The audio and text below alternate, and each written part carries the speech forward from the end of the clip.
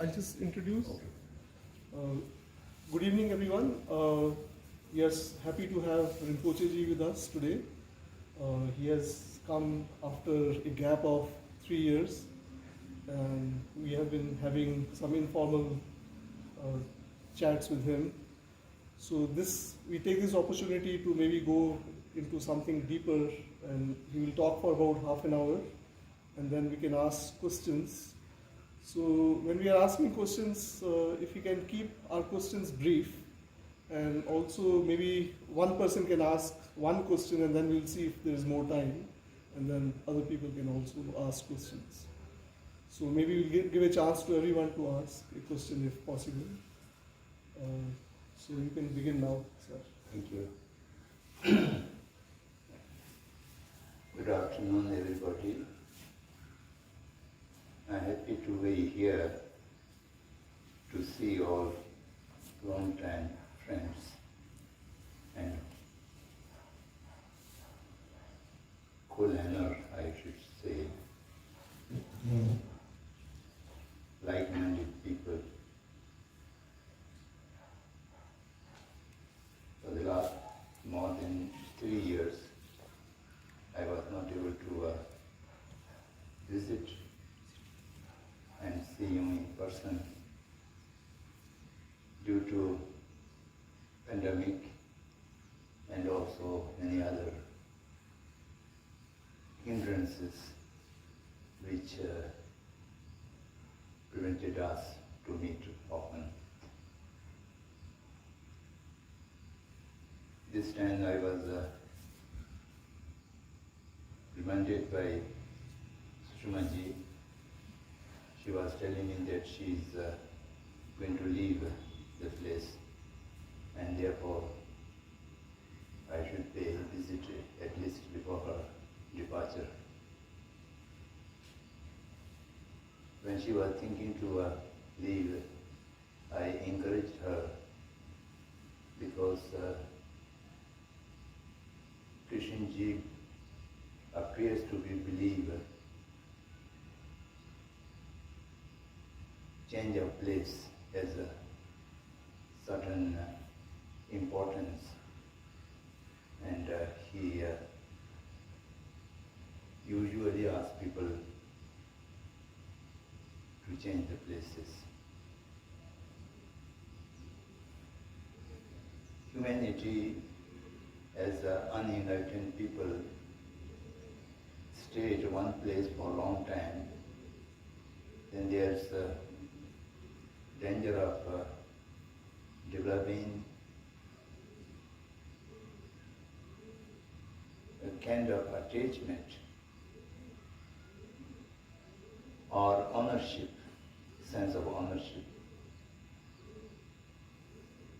Not very apparently, but in a subtle way, it may enter into one's mind. So therefore, Buddha also encourages the monks to be mobile, not stuck in at one place. The ancient Tibetan sadhaks also used to change the place quite often.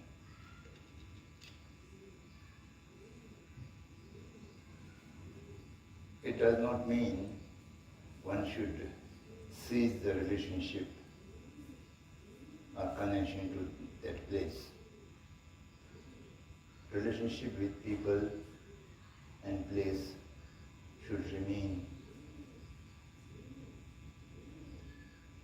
as far as possible permanently. Even life after life, we should have some kind of connectedness with all sentient beings and with all places with which we have some kind of karmic connection, relation.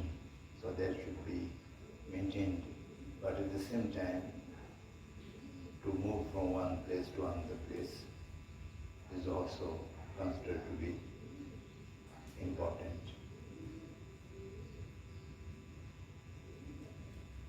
I consider the place in Valley, the study center, and the school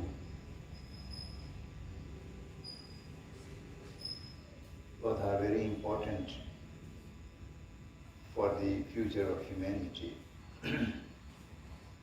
As you all know, Jiddu Krishnamurti appeared in this Jambudip in India for a specific purpose. And there might be confusions, misunderstandings, and misinterpretation about his work and life and how he was spent his whole life in teaching the humanity something unconventionally and something quite different from well-set traditions.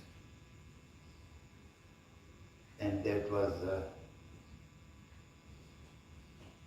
a necessity for the human mind. And to promote this work, two things here have chosen: to establish schools and to establish study centers. Schools were for younger generation, because we have a convention that there is the age group which can go the schools, and then certain age limit is passed, then there's no way to join the school. Then study center is for all age group of people, children as well as elder people who have no school going age yet can make inquiries, self-study, learning, and particularly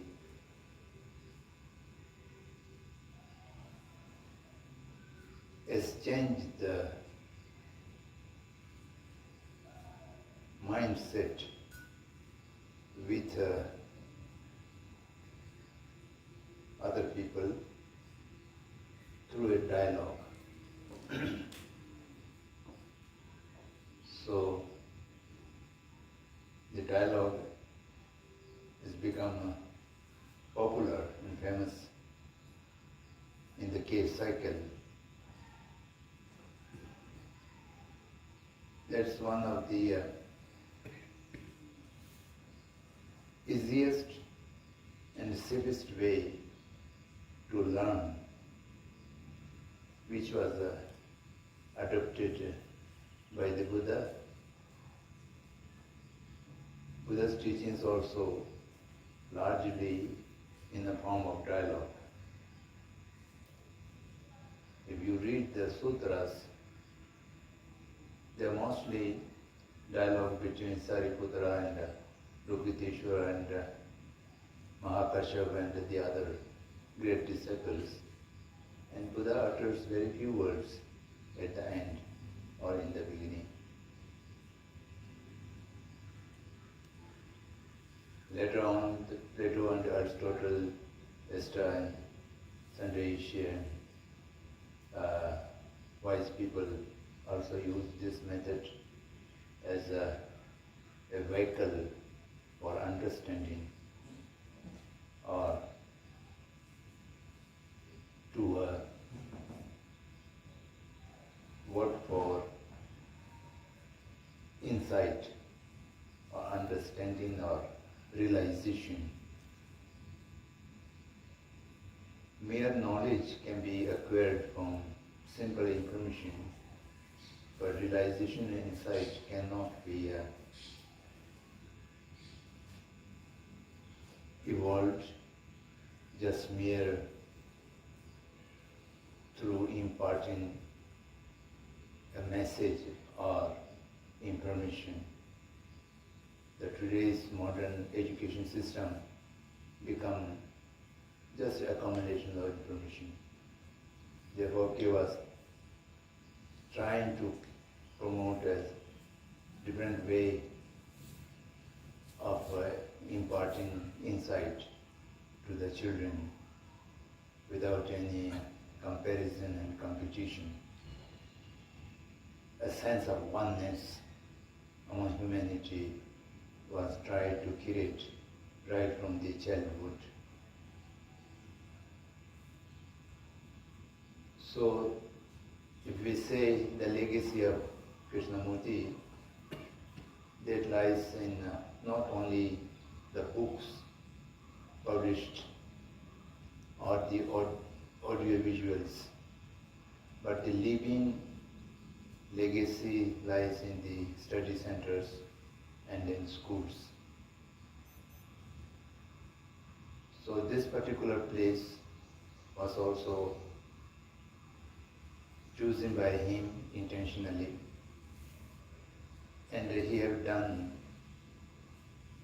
certain particular work to energize this place right at the beginning. I was just talking with him how he started with 3 person and what conversation they have going on. And the place is a small hilltop. I used to go every time, but yesterday it was some round way. I could not reach here. I will go tomorrow. The tree, which is as an insignia of the study center and the school. So there he sat for a moment and make this place the place of the school and the study center. Of course, he totally rejects all kind of rituals, but he at many times does something which might appear to us as rituals, but we should not think those are as rituals.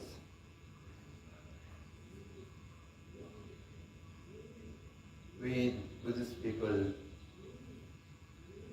it might be our conditioning, understands case teaching through the channel of Buddha's teaching. And case teaching helps to understand more clarity in Buddha's teaching, and Buddha's teaching helps to understand more easily the case teachings. Buddha had also said the place has importance for human journey, spiritual journey. Therefore, he asked the followers, the Buddhists, to visit 4 places in India: the Lumbini, where he born; the Bodh Gaya, where he attained the enlightenment; and the Sarnath, where he put in motion the Dhammachakra, that means he preached for the first time, and Kushinagar or Kushinara, he attended to Mahaparinirbana, passed away. So these 4 places he intentionally chose for this work, and he asked the followers also to visit here. So we people who are staying permanently in these Krishnamurti study centers and schools, or visitors for short period of time, should make efforts to keep the places as pure as it used to be, and also to feel the vibration or the environment of the place for one's own awakening of wisdom.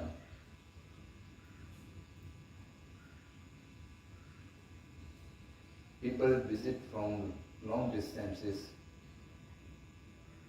to stay few days in the study centers is not only for the sake of reading books or watching the videos of cave. They just wanted to feel that place and stay for some time, and that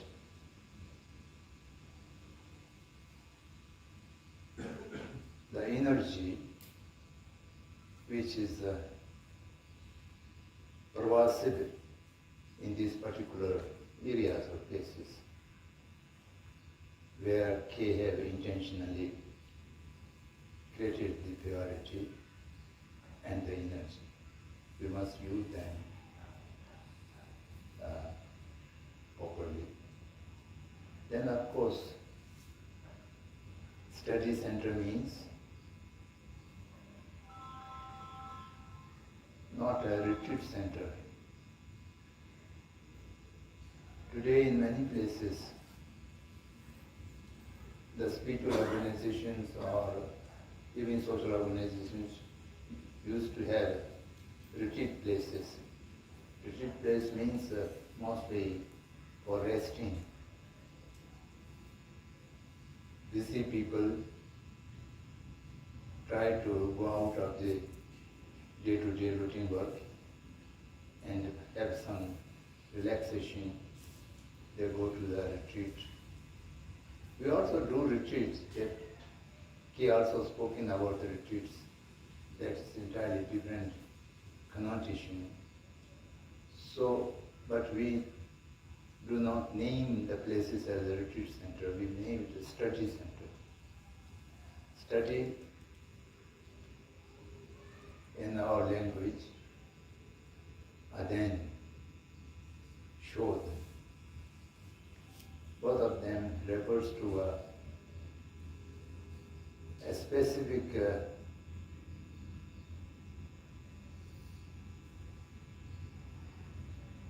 action, a combination of mind, body, speech, to give attention to a matter of inquiry, questioning, to find out the facts in the beginning, then through that to reach to the reality as a second stage, and thereby finally seeing the truth, perceiving the truth as it is. And for that, of course, there is no path, there is no graduation, or there is no method, as K used to say, but still there is a process of inquiry. Process of inquiry is to arising an appropriate question. Appropriate question means a question which does not composed by a particular questioner or a particular person from his or her ego.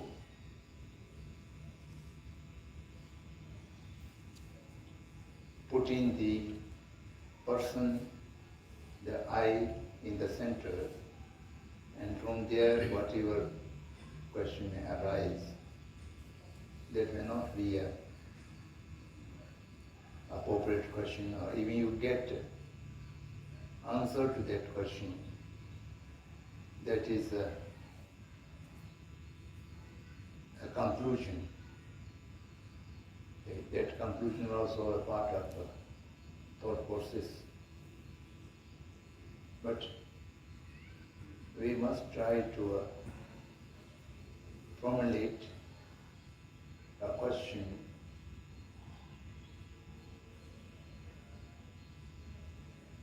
in a simple words which I say, not involving any selfish motivation, only in search of the truth. Such question may be arise, and that can be discussed, dialogued, exchanged with the like-minded people, and also watch the case videos and read the books. All of these are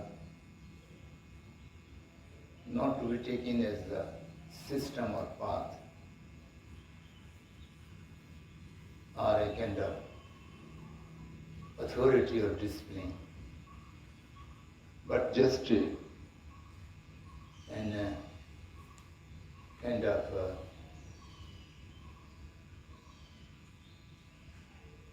articles which we may use in the process of inquiry, and which might help to give the capacity to ask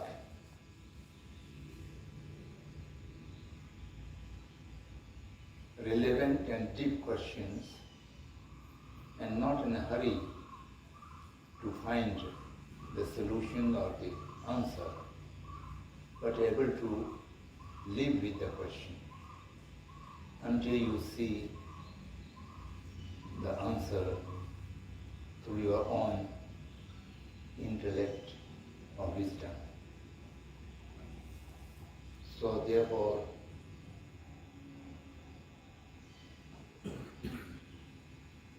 we should understand the importance of the study centers, the schools, which are living legacy of the Krishnamurti, and the 21st century is going to be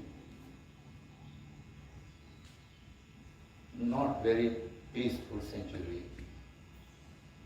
and it might be a time to bring around a huge change.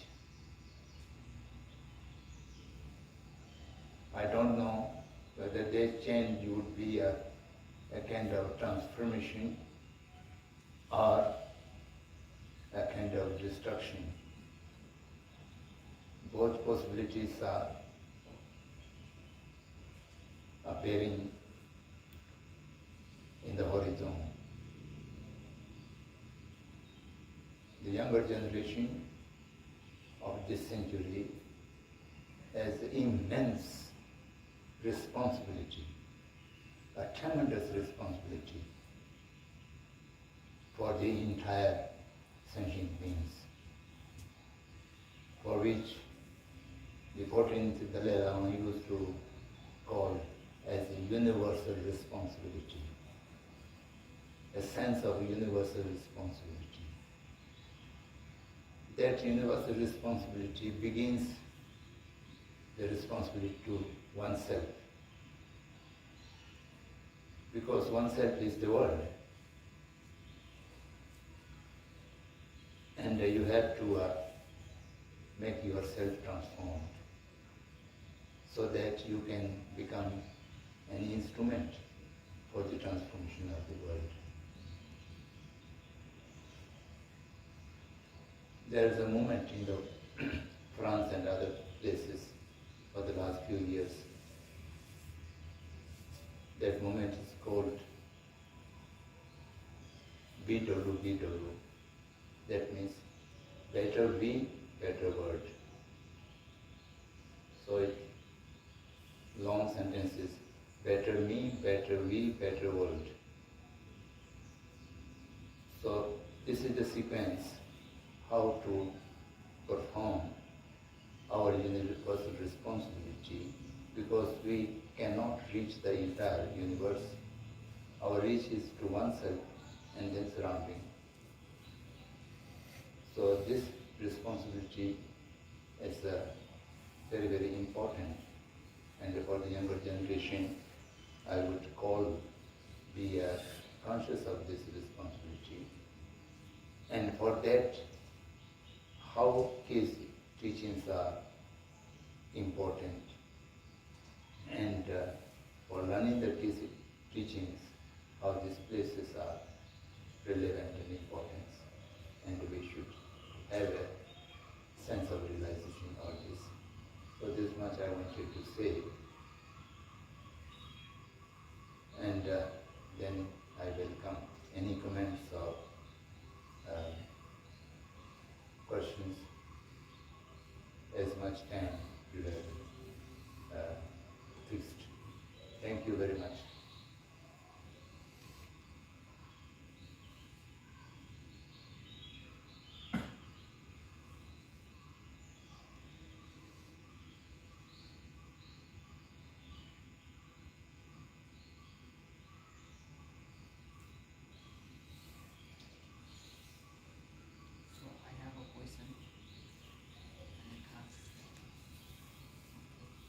You will conduct the questions? Whoever wants to, we can start. You can raise your hand and then you want to? Yes. So there are different methods and technique to calm our mind. Methods and technique to calm Sorry, I couldn't hear you. There are different methods and techniques to calm the mind. Or different methods and yes, calm the mind. A little louder.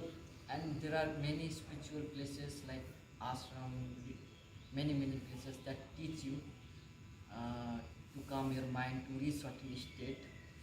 So is it really possible by practicing those techniques and methods that we can reach to higher state and higher state of being? Is it really possible? For me, I find it's kind of trap for me. I want to reach some higher state, but whenever I practice, whenever I do continuously, I feel frustration. Thank you.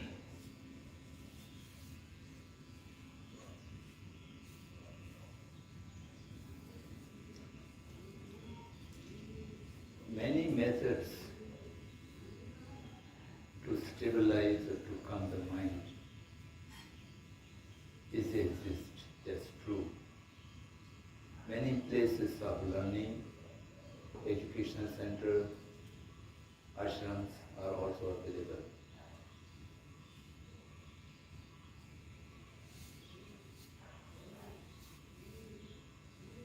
Then if you your question is relating to which would be better, that is in a way to compare those places or those methods or those teachings. So in a spiritual realm, comparative study is not possible. comparison cannot apply for understanding any spiritual method or path. You have to find for yourself which is most appropriate and which is most suitable to yourself. And after finding that, respecting to all different teachings, but for one's own practice, you have to choose one. Choose one doesn't mean that is the best and the others are inferior. Choose one means which is more suitable for one individual. It's like food. There are so many delicious foods in the world, and it may not be same to everyone. One delicious is necessary to the other people also. Everybody has biologically suiting and not suiting different foods. Similarly, the mindset is also, that's why in this world so many spiritual traditions arise and they are grown and they are still exist. So one method and one thing is suitable to all. As we discussed it several times, if someone attracted by Krishnamurti's teaching, then we shall have to understand him what he was talking about at the first time. And each word he used has a specific connotation, meaning, which is attached by himself. So that can only understand you listen him for a long time or you read him extensively, thoroughly. Then you will understand what he was talking.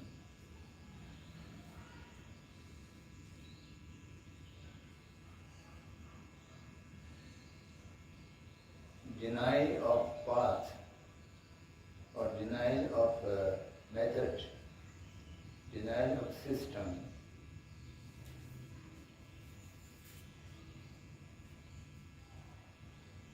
become a separate path or an additional method,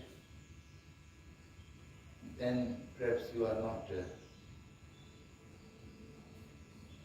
able to realize what he was talking.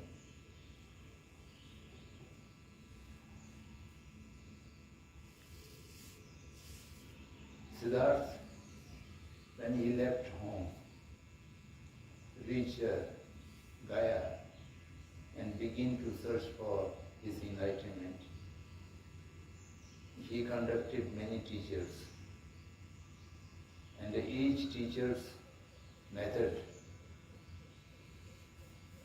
and path he tried to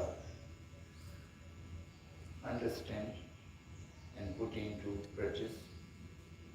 And finally, he renounced all of them, 6 of them, and then after 6 years, he was able to find his own way to transform, to enlighten.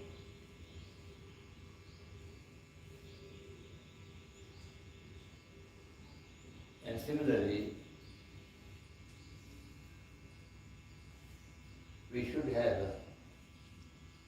we must have the sensitiveness to understand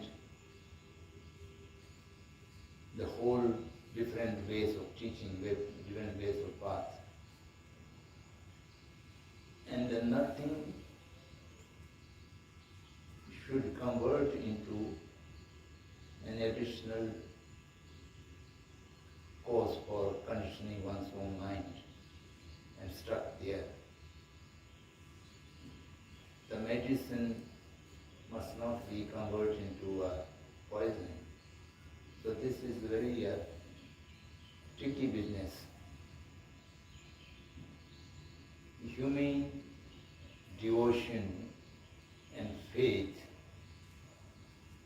sometimes lead the person in a very wrong way. So therefore, a great alertness, observation and mindfulness should be there. Am I putting the method or the path which I choosing is really working to take me out of the conditioning, the bondage, or it is in a subtle way becoming another way to trap me. So that's why the great alertness and a total attention is necessary. After practicing number of different methods and teachings, one should have the sensibility which is more suitable for oneself. And once you settle with that, then I think not compare them with others, and to do practice on one method or one teaching would be more beneficial.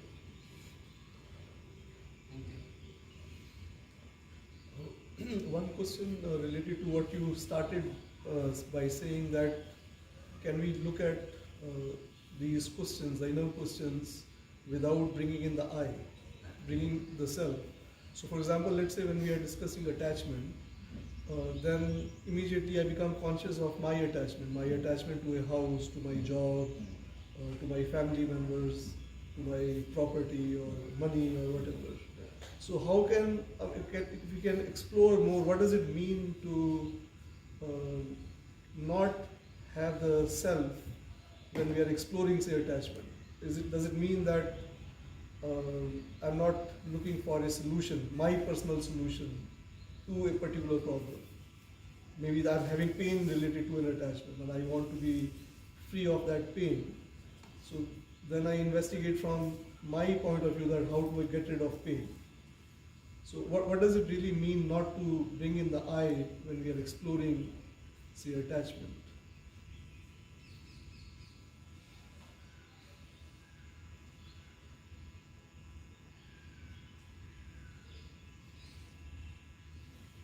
Exploring attachment as itself, then you also exploring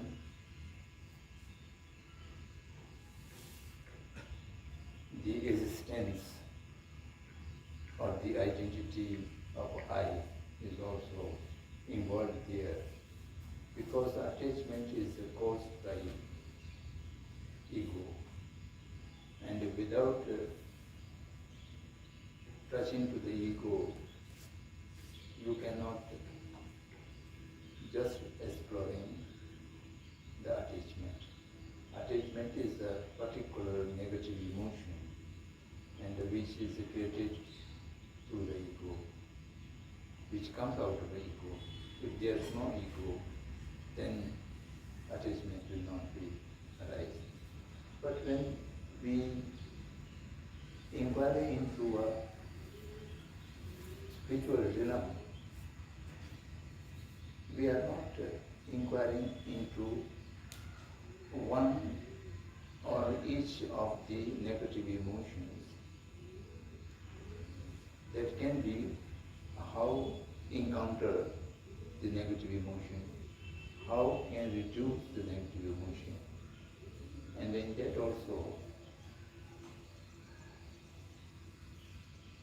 not involving I means here the negation of inherent independent existence of I, which always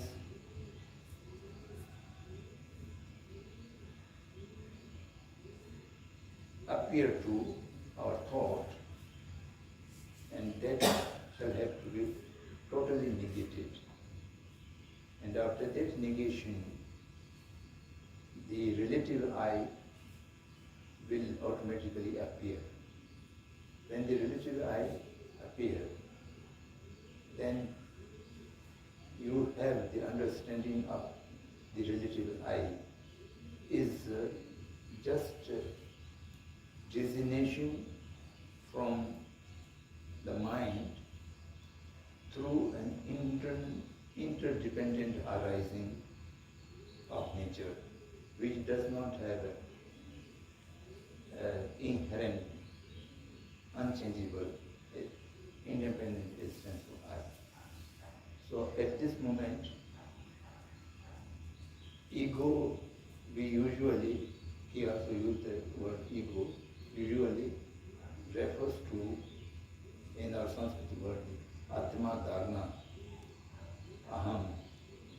Aham or Atma Dharma means we are stuck on non-existence I, which is found completely separate from the other. And then the division I and the other arises. As soon as the division I and the other arises, then all kinds of negative emotions follow. Due to that I must have this, the attachment.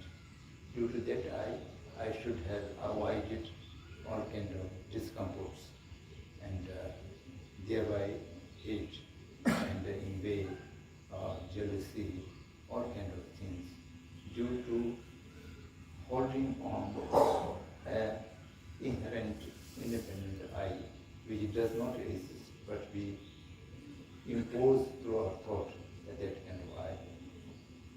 That is negated by most of the philosophical traditions, and as well as K also talking about the elimination of the ego or the observer.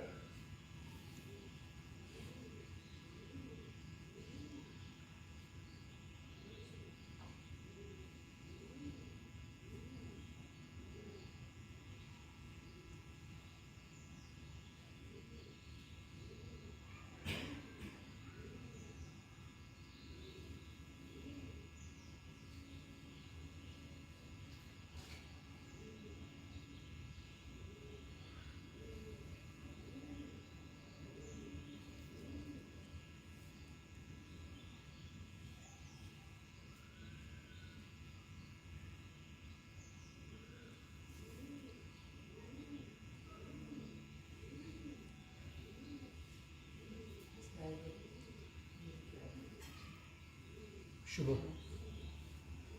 You mentioned that when a question arises, one doesn't necessarily need to seek the answer, but one must stay with the question. So what does that mean? Because usually when a question arises, it's because it is something that one needs to clarify. It's different from what one is habituated to.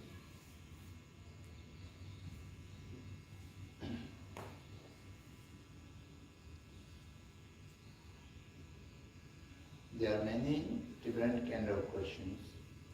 In day-to-day life, we are not making any inquiry into the truth nature.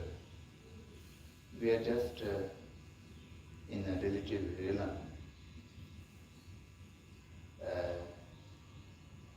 know something and you ask what is this and why this.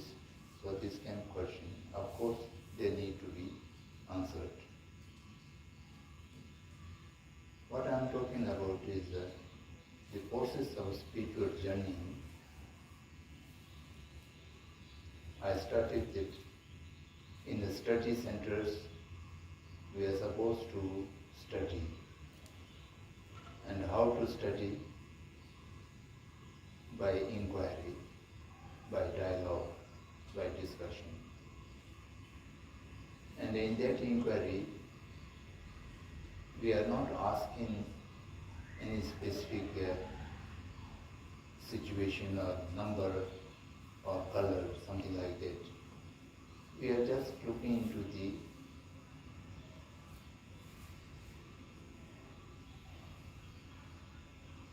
real state of the person, the purpose of individual's life,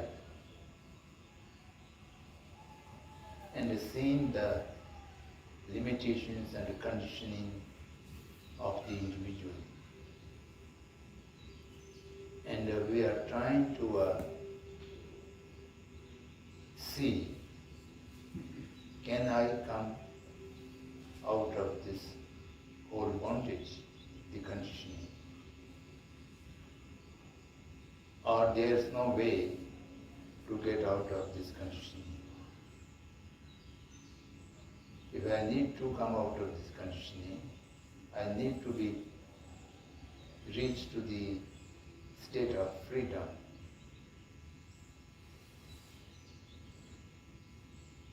What are the opposites which I am not able to overcome? What are the hindrances which I am not cross over?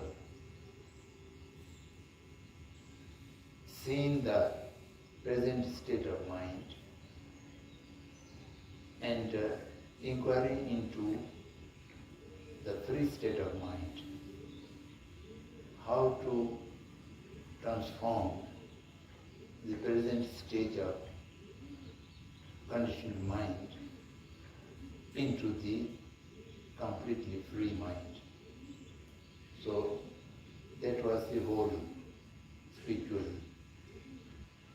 business. And in that realm,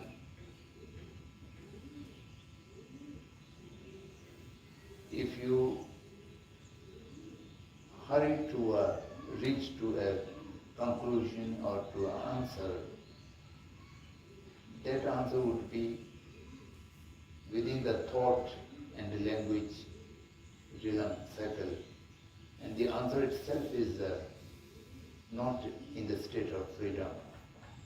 The answer itself is within the realm of bondage.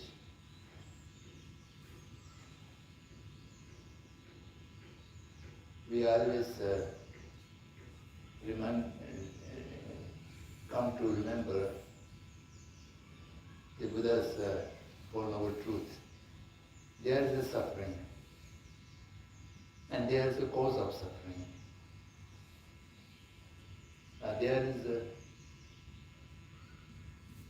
a freedom from suffering, and there is a way to get that freedom. So similarly, he is also saying that we are limited, we are not free. There is a lot of conditioning. And the conditioning has a cause. And we shall have to find out how to eliminate that cause. And if we are able to eliminate that cause, we are already in the freedom. So this sequence is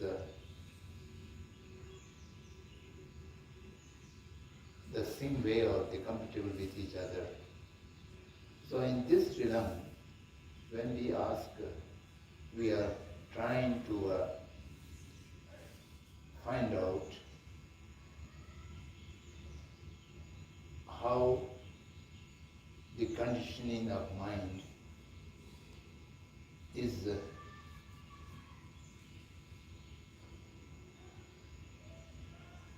came into being by what kind of causes,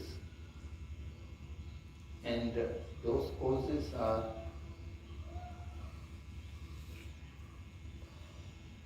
avoidable, or can be eliminated, or not can be eliminated. And if it can be eliminated,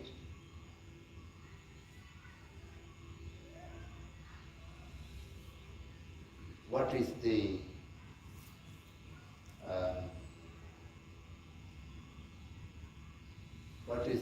moment, what is the strength to eliminate them? So all these questions are in the realm of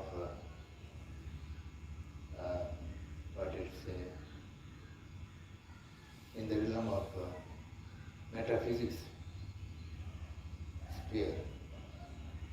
And in that, there might be, I do not deny completely, there's no answer.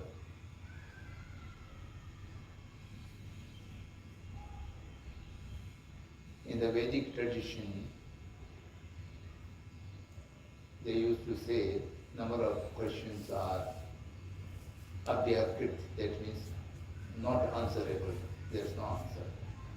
I don't mean that, but when we easily found some answer and that satisfies our thought process, the answer is within the realm of thought process, and the thought process take it as the final answer, and then your inquiry stops there.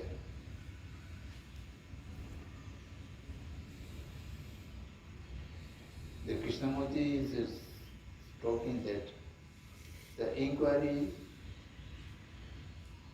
will come to an end when you are transformed. When your mind is transmuted to the other side, the awakening side. So until that, we must give more importance to the inquiry, to the question, not in a hurry to find the answer. Then of course, when you reach to the stage of transmutation, then there will be no further inquiry, no further need of inquiry. Inquiry comes to an end and you realize the truth. And that is the transformation. So these words are very loaded and it may not be easy to communicate because whole at this moment our communication is within the thought realm. I used to ask Krishnaji this question. Our dialogue is the word and the content of the word. All of these are production of thought. And how the production of thought can lead us in the realm of thoughtlessness. He never gave any direct answer, but he advances this question further and further. So this is the real, what I should say, the essence of case teaching, to watch, to observe, to inquire, until to reach the absolute question. So therefore I mentioned somewhere, K is always talking about at the absolute level. He never refers or he never talks about relative level. This is the difference between the Buddha and K. Buddha always talking at two different levels, at relative realm and the absolute realm. In the absolute realm, K and Buddha have no differences, but in the relative realm there is vast of differences. It is a fact, not in comparing. So therefore, only the awareness of the limitation of thought, or to see the limitation of thought in world, and through that you shall have to formulate the questions. And only then the questions might be not trapped into the thought realm, and which may lead to go beyond thought realm. I don't know if it's clear or not. So this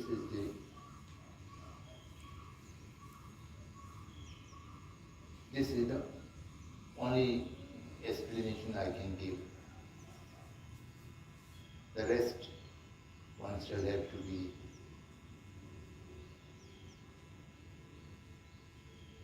see through the experiential level. And if you see at the things at experiential level, then even then you might not have some verbal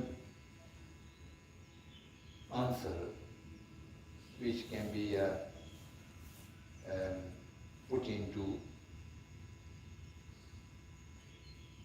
explicit words.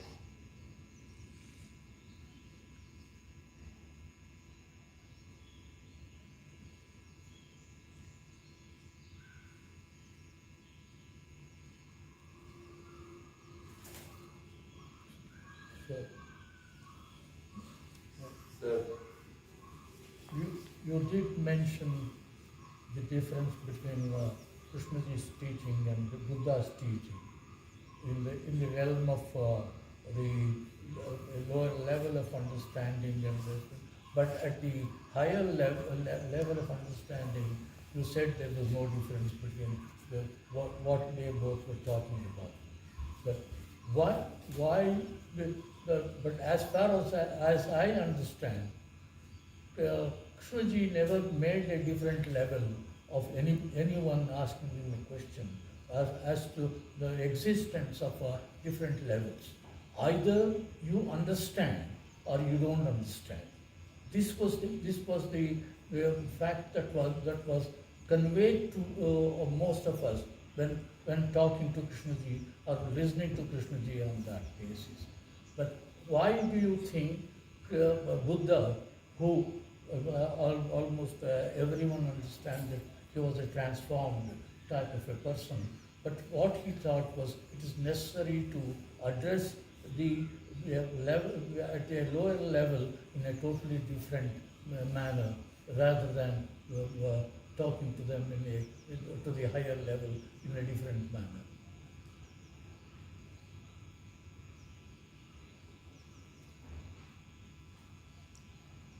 Buddha explicitly divided the truth in two categories, the relative truth and the absolute truth.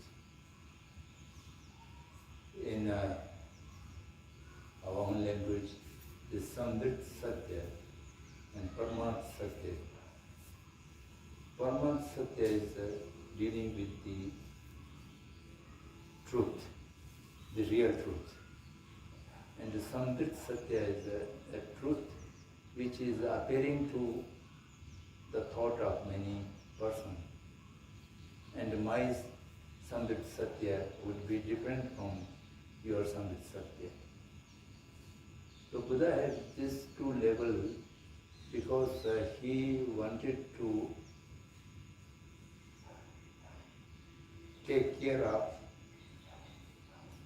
those persons who have no capacity to realize or to understand the Paramat Satya immediately. They need some preparation, they need some graduation, step by step going up. And therefore, the Buddha, the Mahavir, and other teachers, almost little different expression and technical words, but everywhere the true level of truth is being expressed. So by that way, who have no capacity to understand the higher level. Then later on, what happened? The understanding of Samdhong Satya, the relative truth, become a cause of conditioning. I mentioned it several times yesterday also. The majority of the philosophical traditions and religious traditions, the essence is disappeared. There's no real tradition exists. But the name and the institutions and the persons are remained. Then they use them for the division, for the conflict, and for the many other things, which does not help anything for spiritual advancement. And therefore, a negation of all these traditions become necessary. So that's why the key, right from the beginning, his first statement was, the truth is pathless land. He denied the path. He denied the path because the people have made the misunderstanding of the path as one of the greatest cause of conditioning, cause of division. My path is better than the other path. My path is alone the real path, the others are all useless. So by that way, the humanity is divided into many segments, and similarly, the practice in the path become more and more bondage. So they shall have to be removed. For that purpose, his method was only to remain with the absolute truth and not referring, not talking anything about the relative realm, so that the relative realm may not aid into the cause of conditioning. That is my understanding.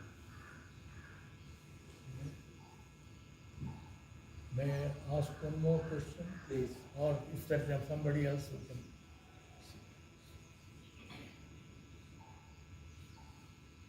In continuation of the same thing that what I was talking about, from your talk I understood as Buddha went on questioning, and then he followed with many well-known type of rishis or sadhus or poverities. And after eliminating one after another, quite a few of them, Yes. then he didn't, definitely Buddha was very serious, Yes. and his teachers were very serious, and they were all supposed to have acquired quite a lot of attainment in their own Yes. sphere of this one. Yes. And still, until then, even then he said, Buddha felt it was not the attainment of right realization. And he rejected or renounced all of that. Yes. And then he started inquiry by himself. Right. So would this indicate a very different type of learning or inquiry or anything that is necessary at all?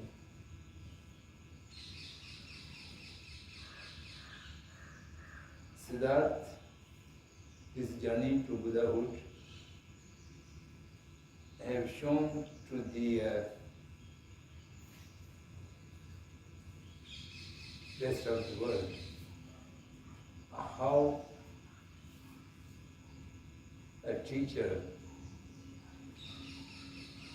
an authority, a method which is not evolved from serious self-inquiry cannot give you the freedom.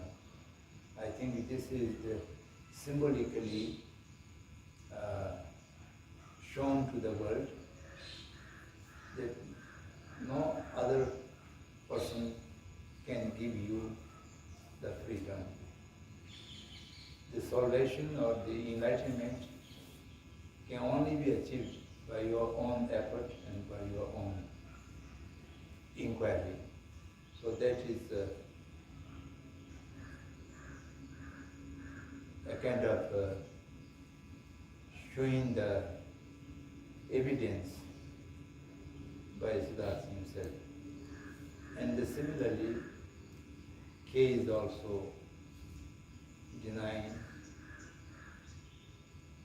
masters, gurus, authorities, methods. So by this denial,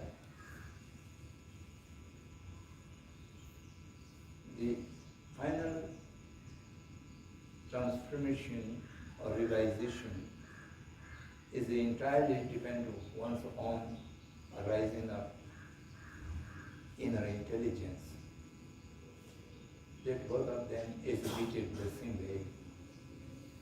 But in spite of that, Buddha had chosen the other way, talking about the relative truth. Is at that moment, the relative truths are not becoming a cause of bondage for Buddha's disciples. On the contrary, they understood the relative truth and which become a kind of assistance or kind of leading to the understanding of ultimate truth. So in the 20th century, when all the real teachings of religion have become decayed, disappeared, then the whatever talking the relative truth, the methods and the path all become the humanity have used them for the cause of conditioning and bondage. So therefore, he had to shake the entire human mind. So that's he always remain in the ultimate realm. That does not mean it conveys nothing. By that way also, many people can realize, even they easily realize how the path, the so-called path and methods not allowed to become a kind of hindrance or bondage for themselves. So this is his way of teaching.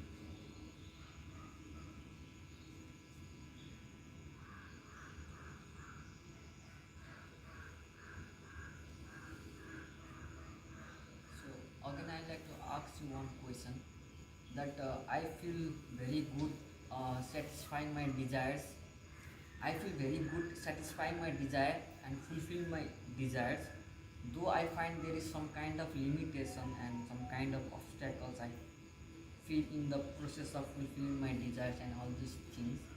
But after reading Krishnamurti and coming to the dialogues and whatever he is saying I am listening, I feel that that kind of nothingness inside me. There is nothingness means I feel that nobody, and there is nobody. Like I am nobody. And in this case, how am I able to live in this society if I become nothingness? And is it able to, like fulfill myself, my desires, and to be absolutely nobody? Is it possible to be nothing in this society?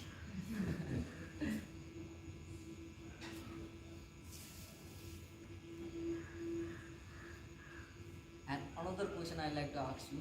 What? Now, let him. So I used to follow one guru. And his methods and his way. So he have given me some kind of glimpses of samadhi and higher state. Though my mind was constantly in trouble and in some kind of problem was within me always. Though he have given me methods, samadhi state, nothingness state when I meditate, but my turmoil and my problems was not went away. So after leaving him, somehow I solved my some problems, and I am thinking of experiencing those nothingness, those higher state again. In the process of following him, I find once again in turmoil inside me. But I see that whatever he has offered was very real for me. Yet there is something as nothing, there is something as higher state. So what I have to do is like what I have to do with my mind. It is in constant trouble when I follow.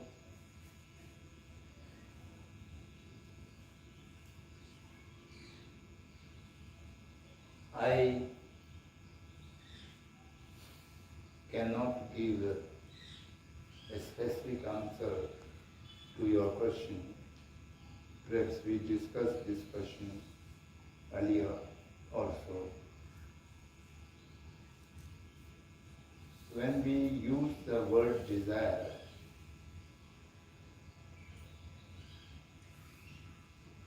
all kind of need, feeling of need should not be in the category of desire. The wish and the desire are two different things. You can wish to fulfill your need, but when you desire something, that is a result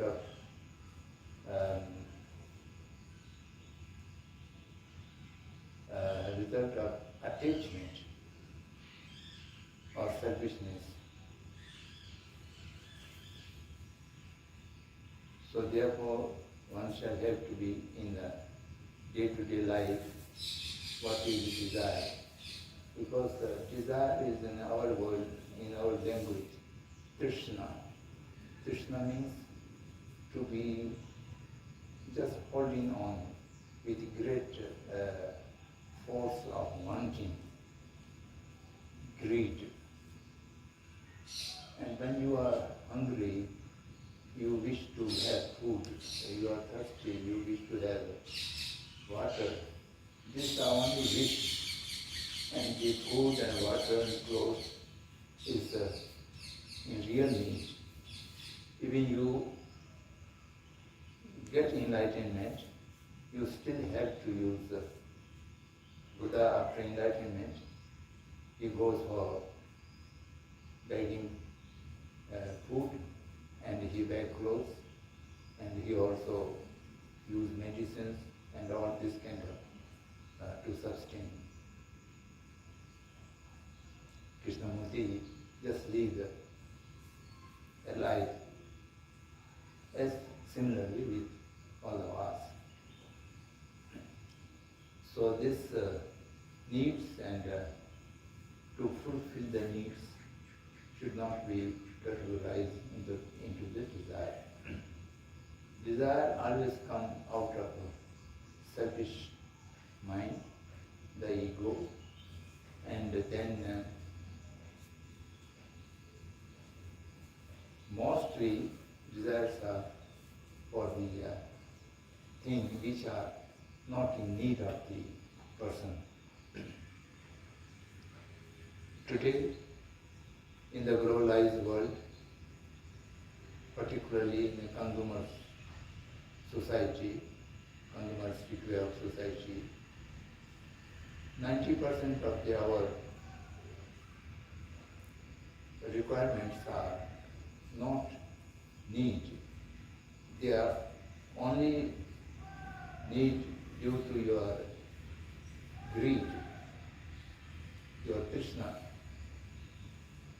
So that's why we are always indulged into the structural violence and exploitation and taking away the other share, so on and so forth.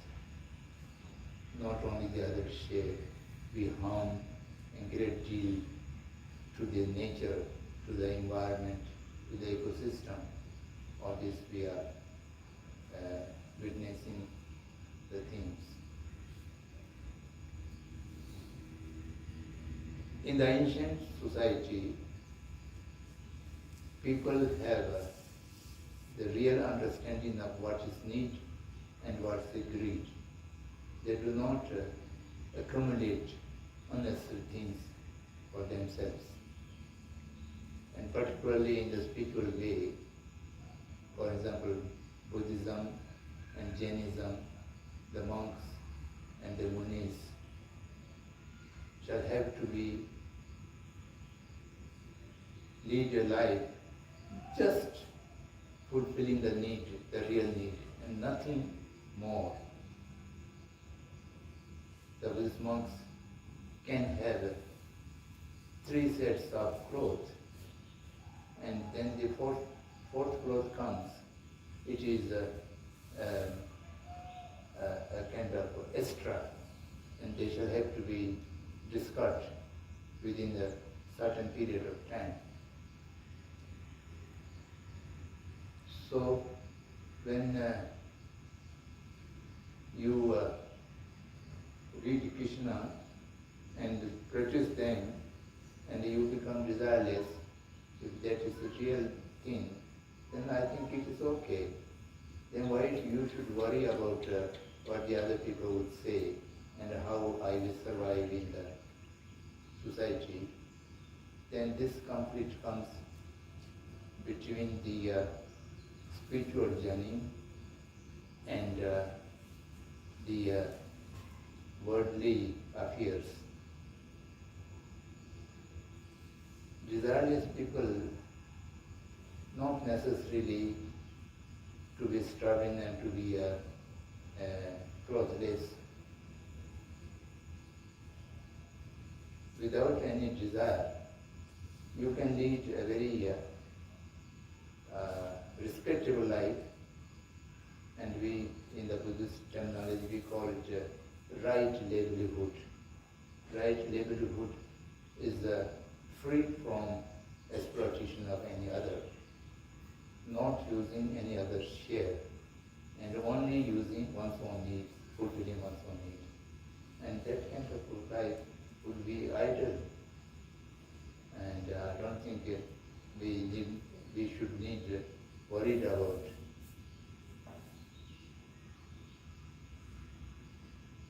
One is leading a righteous life.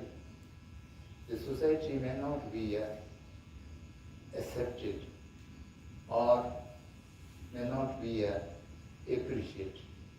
In spite of that, one's own spiritual journey is much easier and going ahead. But I don't think for that anyone need to be worried. Since we are born as human beings, we can manage our life desirelessly, and that desireless life would be much better than with full of greed and desire. Then following a guru, of course you ask someone else, I should follow that guru or not. No one would advise you that you should give up that guru. Since you have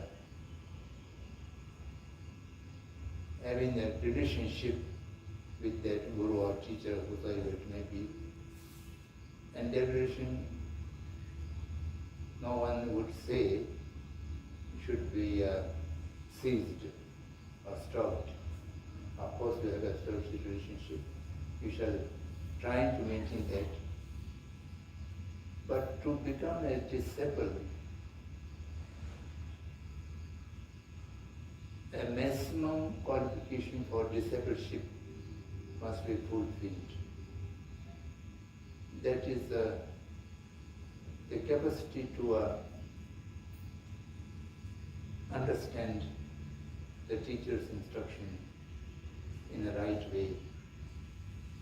If the teacher instructs something against the morality or against the conducts which are prescribed in the one's own religion or canon, maybe Buddhist or maybe Vedic or Sanatana or whatever religion you follow, then that kind of discrimination, what instructions should be followed faithfully and what instructions shall have to be denied. And with logic that your instruction is not in consonance with the basic morality or tradition of their own. So this can be explained. And anyhow, if you oneself finds following a particular person is not useful for your spiritual journey, then you can distance yourself. Of course, without any disrespect or harming to the smooth relationship, one can withdraw slowly. But I am talking in general. I am not suggesting you to do that. Actually, in the Buddhist tradition, we never use the word guru in the Paramitayana. Paramitayana means in the common conduct. The guru word is only used in the Vajrayana. Vajrayana is the highest level. Otherwise, the word Acharya, Upajya, and these are being used. And particularly, the word for used teacher is Kalyan Mitra. Kalyan Mitra means a person with whom you can inquire, you can learn, you can accumulate information at an equal level, not an authoritarian or not a kind of dictator. Kalyan means a good thing, Mitra means a friend. So, for such Kalyan Mitra should have 10 basic qualifications.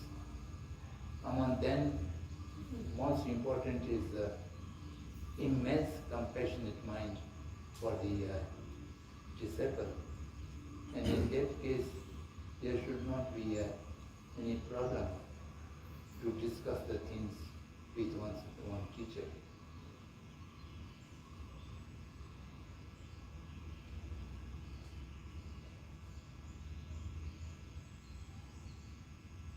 So, Is it time? yeah.